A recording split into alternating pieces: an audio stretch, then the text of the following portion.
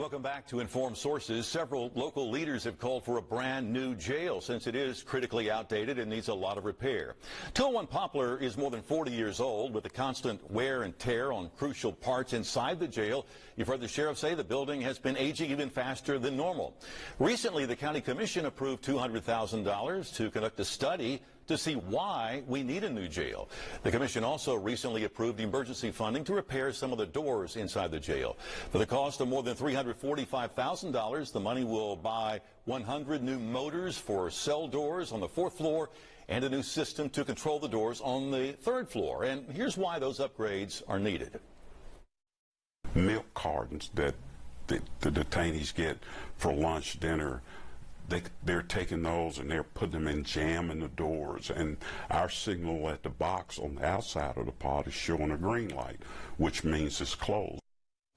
Now, if the county were to build a brand new jail, it could cost, by some estimates, in the neighborhood of $800 million, and that could be on the cheap side, and it could take many years to complete. So just take a few seconds here to explain why you think we need a brand new jail. Well, as you said, Greg, the jail is just so outdated. It was outdated when it was built.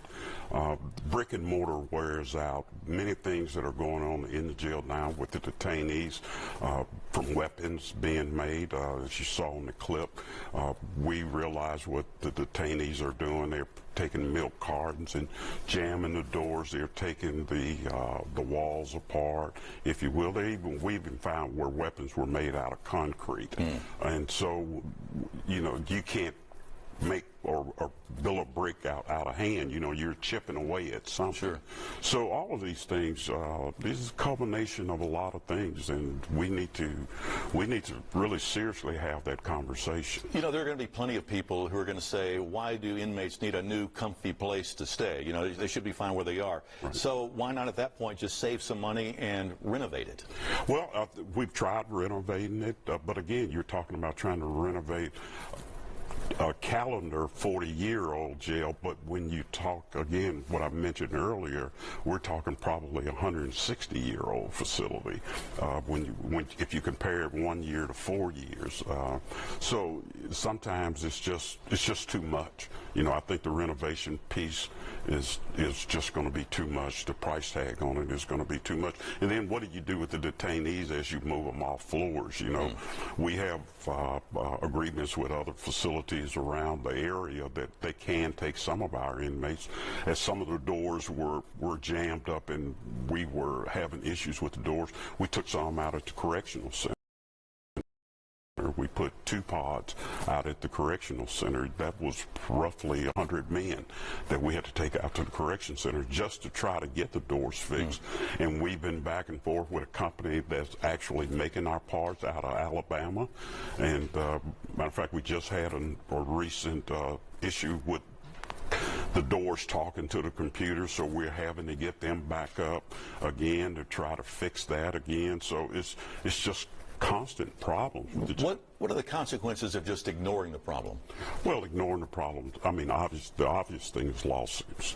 I mean, we don't want a federal judge to tell us to build a new jail. This community does not want a federal judge to build it. And then because the price goes up. The price goes up, and then we want to be proactive. We want to be proactive. I want the community to know what's going on. We're trying to be as transparent as possible.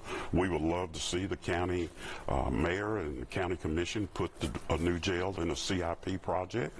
I'm sure it will not be built during my tenure as sheriff, because usually these things take some years. Right. So let's start planning now, because you're probably talking anywhere between 5 to 8 more years that we're going to have to deal with this facility. You know, there are people out there who say that, you know, we do need a new jail just to accommodate a lot of the people who are committing or responsible even for this new crime wave that we're seeing out here.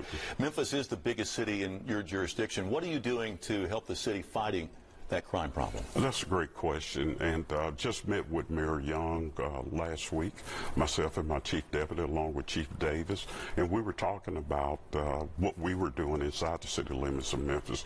There's so many units that we have working inside the city of Memphis. To give you, for instance, I think in the month of, this is May, April, we executed 156 warrants, and over 90 of them were inside the city limits of Memphis. These are warrants where people were wanted for crimes and stuff. So that we have an alert unit that works inside the city limits of Memphis. Our narcotics division does mainly their work inside the city limits of Memphis.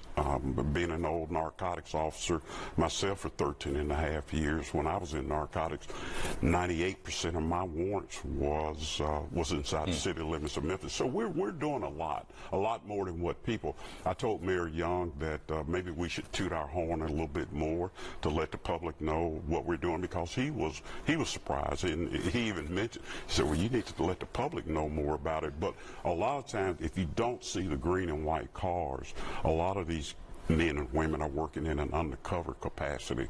So therefore, we can't always talk about what we're doing. All right. May not see you, but you're there. Yeah, we're there.